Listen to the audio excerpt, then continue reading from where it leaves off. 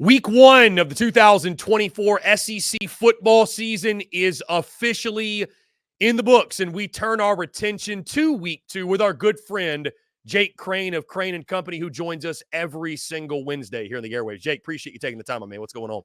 Chris, man, it's nice to learn. You know, week 1 is about learning. You go all off season, you have an idea of what you're going to see. But now, whether it's making bets, whether it's making predictions, prognostications, we don't know a ton, but we know a lot more than we knew coming into the season. So that's what makes it fun, watching these teams grow. And I tell you what, man, it was great for college football to be back. And there's some really good matchups, some sneaky matchups too in week 2, including what I call the Under Bowl, Iowa State. How low can you go? We're at 35 right now. That son of a gun may dip even further here soon. And it's still not low enough, Jake. That's the funny part. I'm taking the under. I'm pounding the under. You have to. You don't have a choice. Jake, before we look ahead to week 2, I definitely want to get your reactions to week 1. First off, did you guys stay hot coming off of week 0? Was it a successful weekend for you? Yeah, man. Well, what's crazy, and again, you know, we do our locks, leans, and dogs on Friday, which is 6 bets a piece, and then you have to take, 2 underdogs to win. So those aren't going to hit a lot. But then we do our Saturday 6-pack where we each put out individual bets. Yeah, man, we were up 8 units as a group. My brother hit another tied at halftime bet, the Notre Dame Texas A&M at plus 900, and we live streamed the USC LSU game, Chris. And he was like, "Man, I feel like I need to take the tied at halftime here at plus 925 for USC and LSU," and he didn't. And right before halftime, when they had that chip shot field goal, he was like, "Oh, good, now I feel better." And then, oh boy, pushes the field goal and it's tied. But yeah, man, my brother had a really, really good week. Me and Cone, we were above water, made money. Blaine was really hot, and if Michigan would have won by 21 instead of 20, he would have hit a 5-legger for like 10 bands. So as a group, we're hot. If you want to come over and see it, just come to Crain Company. We're going to put out our best bets of the week.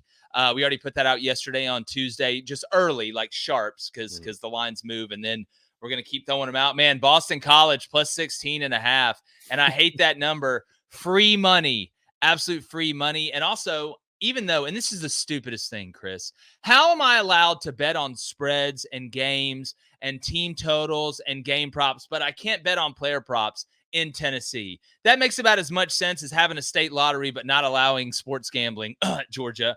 But RHOBACK hit over 43.5 rushing yards. That was free money.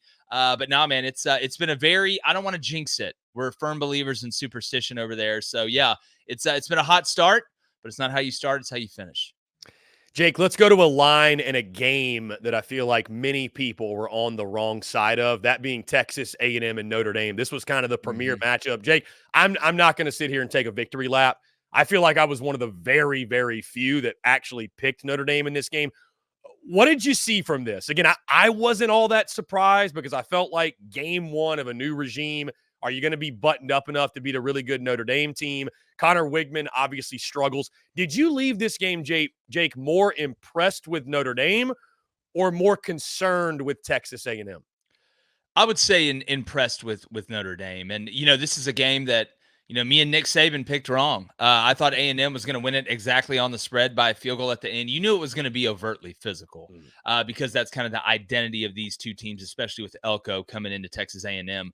But the biggest question, and I believe we talked about this last week, it's funny, we kind of got reverse Notre Dame coming into week 1. We knew the skill position was going to be good. They returned some guys on the outside that we like, but it was up front where they had to replace 2 tackles, and then what was supposed to be their starting left tackle tore his pec. Charles Jagazun fall camps. They had a true freshman starting at left tackle. It was, could they hold up throughout the game? And Riley Leonard, he was creative. That he didn't throw for a touchdown. It wasn't sexy, but when it came down to it, especially at the end, I thought Notre Dame was the tougher team. They were able to line up and run the ball in an A&M box that's really, really talented when it mattered the most. But having said that and giving Notre Dame their flowers, and look, when anything shocked me with Notre Dame going forward, even though their schedule, people say, oh, they're going to go undefeated now. Look, going to Georgia Tech, that's not a walk in the tulips. Louisville's a problem. They may be even better than they were last year, even with Lacey being hurt. But I was so surprised. I very rarely do I get shocked anymore in college football. I haven't just been in it for so long and now doing this. But Connor Wegman was maybe the most disappointing player over the weekend, in my opinion. Not that I expect him to come out against a really good Notre Dame defense and throw for 400 yards. A&M's wide receivers, that's probably the weakest part of their offense. I think Aggie fans would agree with me. But throughout the game, I was looking at my brother. I was like, bro, he looks nervous. Like he's not settled. His feet never got settled, which means your body never gets set, which means you're not going to be able to go through your reads in time because everything isn't coordinating. And he was getting to the checkdown so quick, a little bit like Nussmeier did against LSU, even though Garrett had a much better game. And then after the game, you hear in the press conference, Elko basically, to paraphrase him, said Connor Wegman doesn't trust his legs after the injury, right? With what happened to him last year against Auburn. That's what I got out of that. So, yeah, you got to give Notre Dame their flowers. It was a physical game. You knew it was going to be a one-possession game, but you would think with the home field advantage, with Wegman returning, with new blood in A&M, there was no drama in the offseason, that A&M was maybe going to turn the chapter and be able to win a big game. But at the end of the day, we did get the same old A&M, and a lot of that was due to really poor quarterback play. So the good thing is, it's not like DJU. It's not like we've seen this Connor Wegman for 3.5 years and this is him. He can fix it. But anybody who's ever had an injury, especially a leg injury, whether it's an ankle, whether it's a foot, whether it's a torn ACL or whatever, the hardest part isn't the rehab. It's trusting it when you get back, not only to run, but to take hits. And that's what I think it was for Connor Wegman, was he was trying to save himself a little bit. But I think he can fix it. But Notre Dame, and they went in and took that one at the end. You got to give him credit.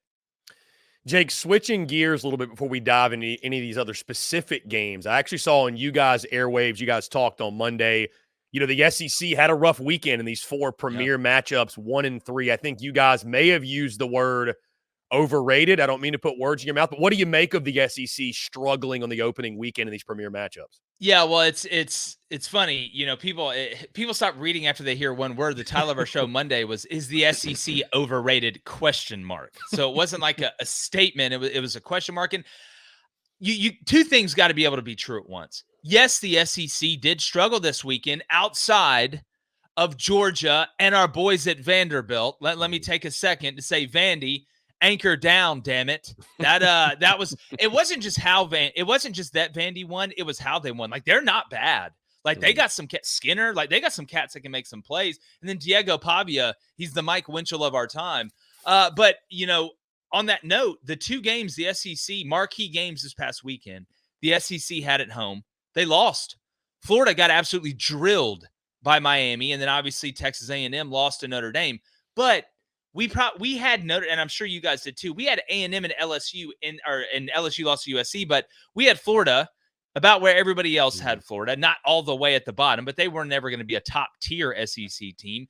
LSU was kind of in that second tier, could be in that top tier. We had to see it. And A&M was kind of right there by LSU in that second tier. Can they take that next step to the top tier? It's not like Georgia went down or Bama went down, right? Or any of the perennial top dogs. And the teams that played cupcakes looked a lot better than some of the top teams that played cupcakes in the Big Ten, like Oregon scraping by Idaho. If you watch that Ohio State game, they got punked on the offensive line for 3 quarters. If you really watched it, now Akron just Post Malone fell apart around them. But I don't think the SEC is overrated. I think the teams in tier 2 had a bad weekend. And then Florida, not only losing, but losing the way they did at home against Miami. All the SEC haters are going to come out and they'll be like, oh, the SEC isn't that good. That's not true. Our second tier got beat up, and then Florida got beat up at home. There's a lot of things I worry about in life. Asteroids, sharks, tornadoes. The SEC being good at football is not one of them. And look, looking at Georgia, say what you want about Clemson. They're good again, dadgummit. So let's go to that game in Atlanta, Jake. Give Georgia their flowers. My goodness, what a beatdown. I was on Georgia minus 13.5. I thought it was sort of, and you and I talked about this last week, and you and I were talking back and forth, I think, during the game, that you said it was playing out exactly how you thought it would. I admire people for trying to make this out as this was going to be a fourth quarter slugfest, and maybe it could have been, but I mean, Georgia runs college football right now, Jake. Well, they are top to bottom the best team in the country. Well, last weekend was crazy. It was up and down, but one, that I did have circled 100%, exactly really how the game went was this game. You can go back and watch our conversation. This game was always going to be tight early, and eventually that dam was going to break. That's what it was. And to be honest with you, I thought it was going to break a little bit earlier than it did, because just like when I came on here, I don't know how Clemson was going to score. That's the whole thing. How are you going to score? I don't want to hear about these freshmen you got that are really good. That's great. That if you opened up with Kent State, yeah, they could have balled out. But this is not the game to burst onto the scene. Clemson's got a top 5 defense, but at some point, I don't care how good your culture is, how tight you are as a team. When you're sitting over there on the sideline as a defense and you're playing really, really well, that thought creeps up in the back of your mind because you're watching the game too, and you know we're not scoring. Like, what? I just hope we can get down there and have an opportunity to kick a field goal. I mean, if you really think about it, Clemson's defense played really, really good for most of the game, and they got dropped by 30. So if you're Clemson, it's the same old story. You may be able to get away with this lack of talent at the skill position. Now, I'm not even talking about Cade Klubnik. Cade made some throws. He's got no help. It's Stool, and that's really about it. The young guys will come on, but this wasn't the game for that. And Georgia, they just walked right into the trap, and eventually, in the second half, that dam broke on defense, and Georgia started leaning on you and leaning on you and leaning on you, and they were hitting you from all different areas. Georgia was the better team because Georgia was the more complete team, and that's not saying, Chris, that Clemson can't win 10 games in the ACC. I mean, hell, look around right now. It's really Miami, and who else do you feel just absolutely fantastic about in the Atlantic Coast Conference? So it went exactly how we thought it did, and I hate that for Clemson fans, just because, just like LSU fans, it feels like you're watching the same movie over and over again. Jake, let's go to the game that took place in Gainesville, the game that I was at and witnessed firsthand, the utter beatdown. The Miami Hurricanes just, again, thrashing Florida 41-17. I will say this, Jake, leading off, the conversation is going to be about, certainly in SEC circles, Florida and Billy Napier. And Jake, Miami's got a squad. Dude, they look huge. They look huge on TV. They're built like an SEC team. And Cam Ward, I mean, dude, it is really special when you get to witness a guy that in control. And I mean, dude, the game was moving half speed for him. I mean, I know you saw, he's like walking out of bed. He was toying with Florida.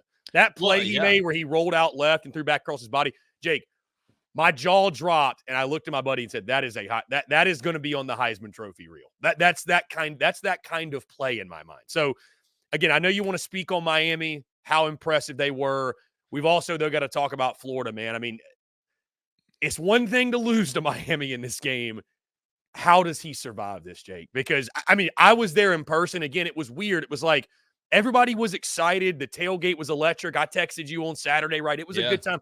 But I could sense, especially when you got in the stadium, there was just this uneasiness. And it's like, that's what Florida football has become. There was just this, we're pumped, but we're also really scared to see what's going to happen. And their worst nightmare played out on Saturday.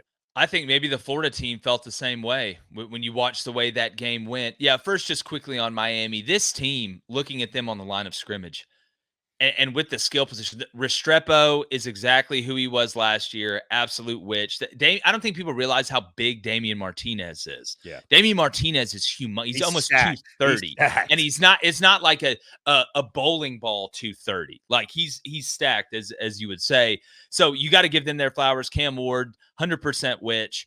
But Florida, Billy Napier, and I try and give coaches the benefit of the doubt. I did it for 10 years, 7 years at the Division I level. I want to give them the benefit of the doubt and figure out that they're going to fix things. And it's one thing to lose because your players are as good as their players.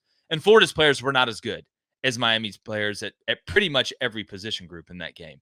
But you also can't do the same stupid, undisciplined things that Florida continues to do. Those 2 touchdown drives early that got Miami that lead were extended by roughing the passers and blatant roughing the passers. Ones that a well-coached team that realize, hey, we may be playing a team that we have to damn near play perfect against. You can't have happen. Just like LSU in season openers, and I'm not comparing Brian Kelly to Billy Napier, but in the season opener, LSU continues to lose the same way.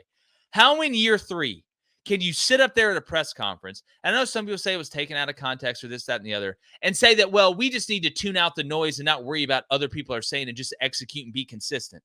Dude, it's year 3. It's year 3. The house should be clean by now. The family should be fed by now. We should be going to Disney World by now and having a great time.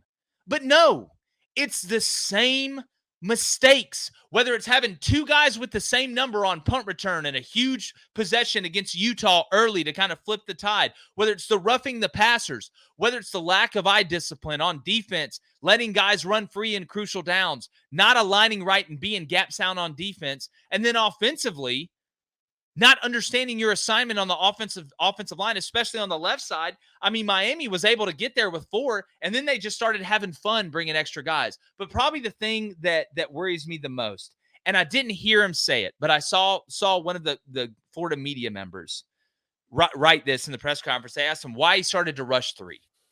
And he said that, well, it's because our 3-man rush was getting penetration in practice.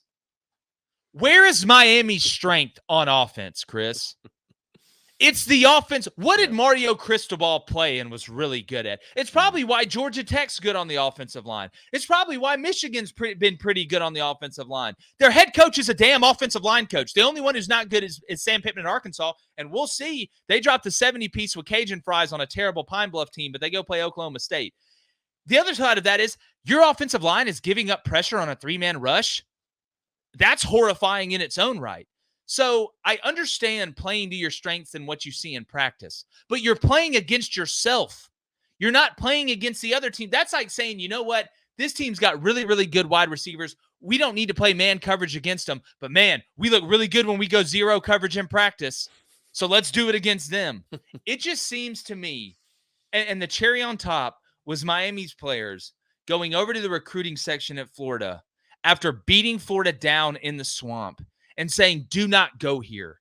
Come to the U. If I was a Florida fan, I would be furious.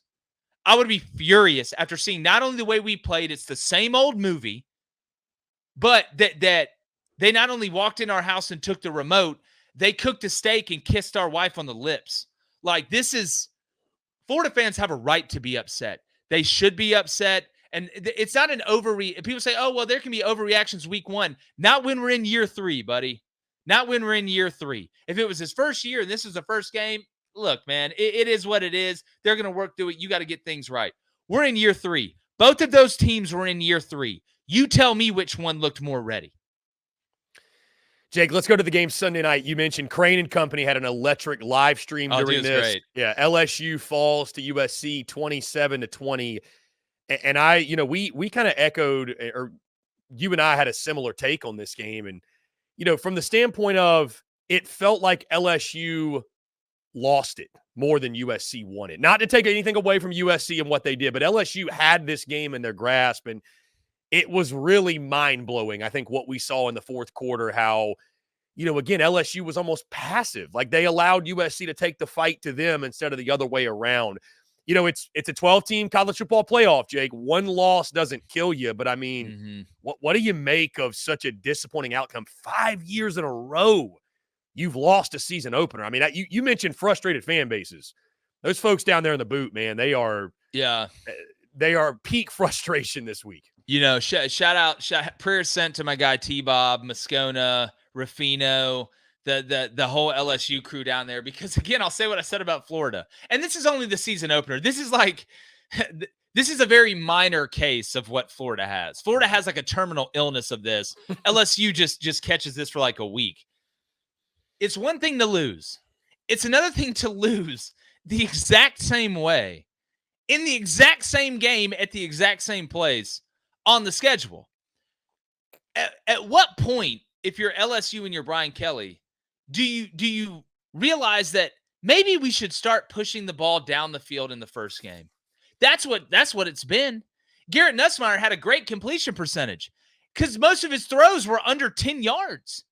USC had no fear in the second half, and that's why they ran a ton of man. No fear in the second half of LSU going vertical.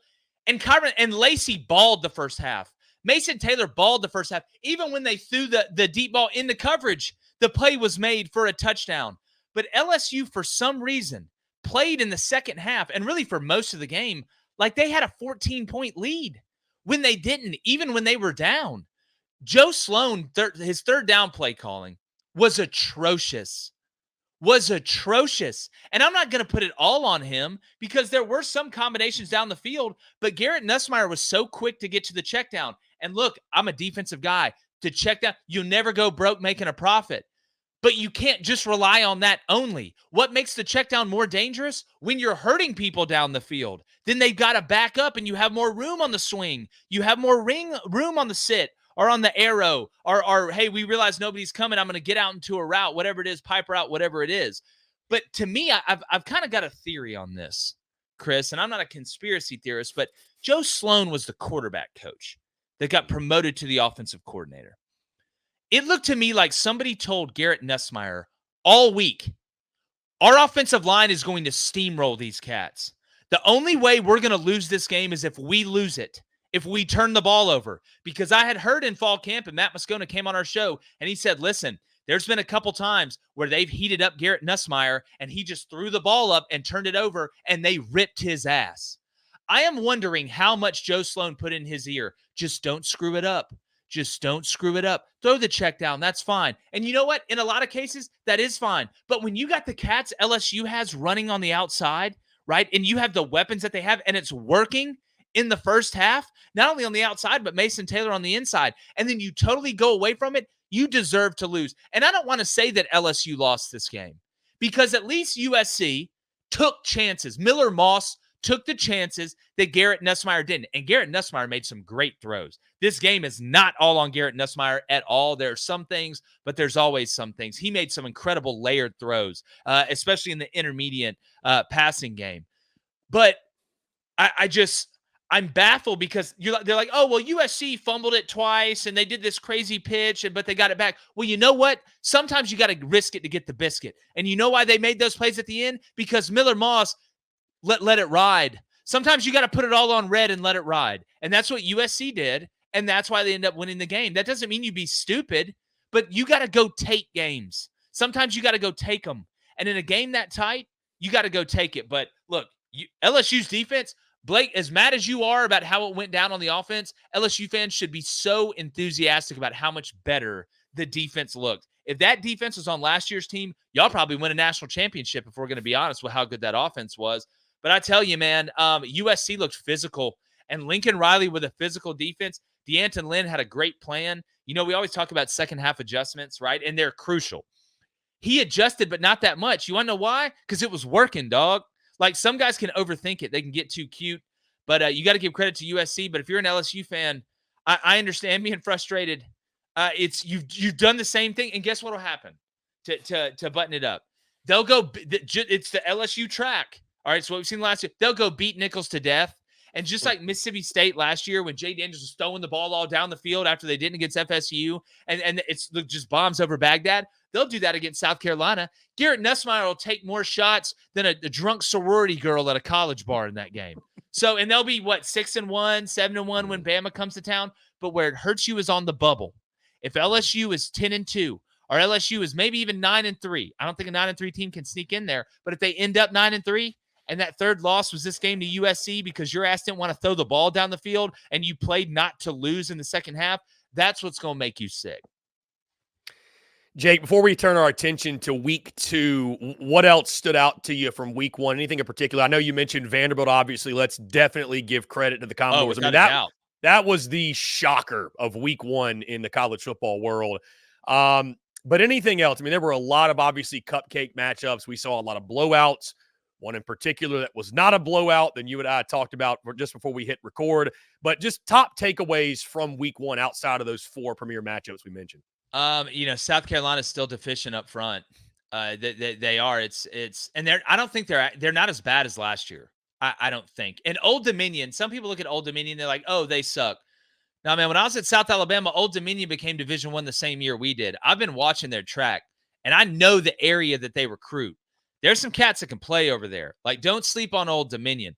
But Old Dominion had many chances to win that game, and they were not only able to stalemate South Carolina up front, at times they looked better.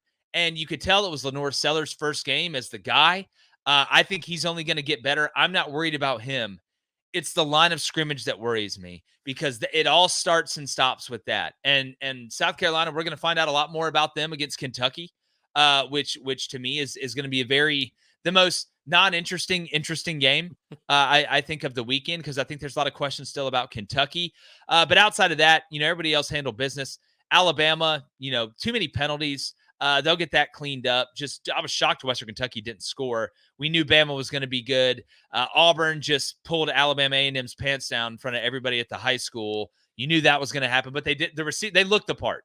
Auburn looks bigger. And then Tennessee and Nico. I tell you what, man, this Tennessee-NC State matchup, I am so excited to see this, because this Nico kid, I know it's one game against Chattanooga, but I saw him against Iowa.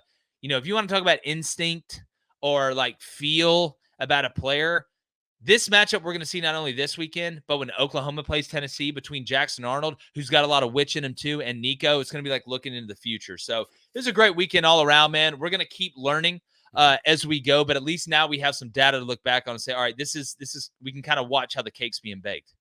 Well, Jake, let's look at week 2. You mentioned Nico and the Tennessee Volunteers. This is actually the game that we will be at. I will be in Charlotte, North Carolina, nice. witnessing it firsthand, watching this witchcraft and wizardry, if you will. To be like a weekend at Hogwarts at Bank of America Stadium. Tennessee, NC State. NC State, sluggish in their opener against Western Carolina. Take it with a grain of salt, probably. We heard the old adage, Jake, teams get, improve the most from week 1 to week 2. What excites you about this matchup between the Vols and the Wolfpack, and how do you see it playing out? Well, I think it's two good teams. That's the first thing. Two teams that are really good, and we're going to find out who has a chance. And Jake, just to cut you off, because I've seen a lot of comments. We've dropped our preview on this video. Tennessee fans think they are going to throttle NC State. Do you think they should be a little bit more cautiously optimistic about this game than they be? Because every Tennessee fan I've seen, they think they're going to win this game by 40. Well, here's what I'll say. If anybody was going to blow anybody out, I think it would be Tennessee blowing NC State out. But here's what I want to caution Tennessee fans with. And look, I actually think Tennessee's got one of the smartest fan bases. And I know people will kind of laugh at that, but even with our audience seeing the Tennessee fans, if you explain something, they'll listen. Yeah. NC State struggled on defense last week against Western Carolina. That is blatantly obvious. We all know that. But their Mike got kicked out of the game on like the first drive because of targeting, and he will be back. Now, that doesn't excuse the way they played the rest of that game against Western Carolina, but that's like losing the quarterback on your defense. That's the guy with the green dot, and the Mike can cover up a lot of bad things, right? He can get the defensive line right. He can make up for the defensive line. He can make sure everybody's where they're supposed to be. He's your coach on the field. So I think that took them a step back. And remember, they lost Peyton Wilson to the NFL, who's going to be a dog. So it's a new guy doing it. But if Tennessee's going to win this game big, I think it's going to be, and this is wild to say because we have much more information on Grayson McCall than Nico, that Grayson McCall is too up and down. And he's the older guy. I'm actually more worried about Grayson McCall making mistakes than I am about Nico. Now, a little bit that is because the system that's built in, and I think it's a little bit easier. It's a little bit more self-defined. But Grayson made some plays in that game where you're like, all right, yep, this is Grayson McCall. And then he made some other ones. You're like, dude, like that's awful. Like not just bad throws, but decision-making. But where NC State is different is I think the run game can find some success against Tennessee. Probably not a lot, but enough to get the play action game going. And NC State's got some dudes on the outside. Concepcion, and this is a name that Tennessee fans need to remember. He was the ACC Freshman of the Year on offense last year. His name's Casey Concepcion, which means you already know he's good. But this guy is an absolute NFL player. Three tutties in that week 1 game. He's really, really fun to watch. But I think if you stop him, Jordan Waters didn't overly impress me against Western Carolina, the Duke transfer. I think Tennessee is the better team. The question becomes, will Nico continue to improve as a young quarterback and not force anything into tighter coverage, which he is going to see this week? But when you look at the way that Nico operates, he's fundamentally sound. It looks like he knows what he's looking at. And I think Tennessee saved something up a little bit in this game. I know Josh did, as a matter of fact, for NC State. I don't like the number at 7.5 just because it's a bad number. But what I'm hoping is it gets bet down to 6.5. And I'm going to ride Tennessee in this one most likely. I just think they're the better team. They look big. that they look fast. And when you put those two things together with a quarterback that's going to do nothing, I think, but get better, I think Tennessee's going to win this game. And I tell you what, I was very, very impressed, even though it was against Chattanooga, how clean Tennessee looked. And I'm not just talking about the uniforms. Jake, Texas and Michigan was a game the Crain Company crew I know had some disagreement on. There was a couple folks that picked Michigan. This is a logo game, a brand game. This is what we've been looking forward to all offseason.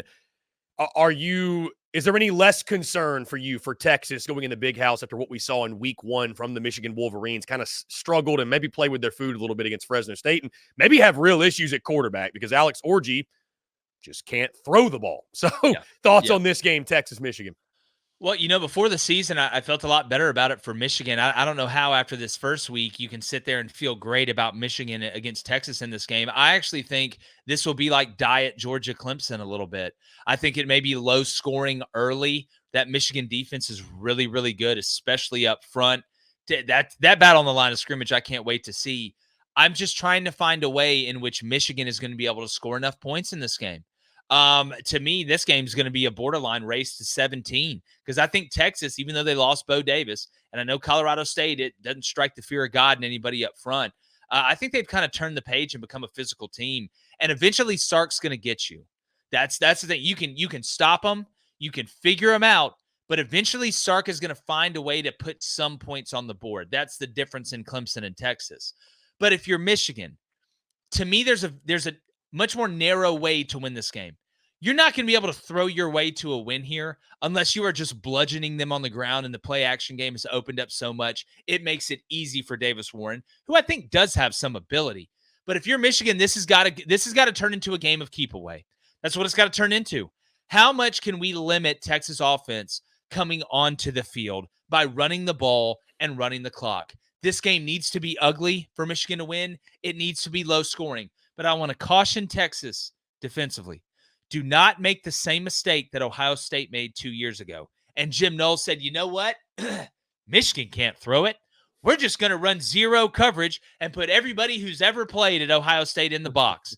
Well, when you play with fire, sometimes you get burned because all it takes in zero coverage, which means you're naked, there's no help behind, is one slip, one bad move, one bad decision, and it's not a first down. It's not a chunk gain. It's a touchdown. And if Texas goes in there and thinks we're just going to play low, Michigan can hit them a couple times. And if Michigan can hit them a couple times and keep them off the field, that's the recipe. That, and you need a big play on special teams or defense. But I'm looking at this game right now, and you got it. I don't know how you don't pick Texas right now, unless you are really thinking the roulette's going to land, the ball's going to land on green.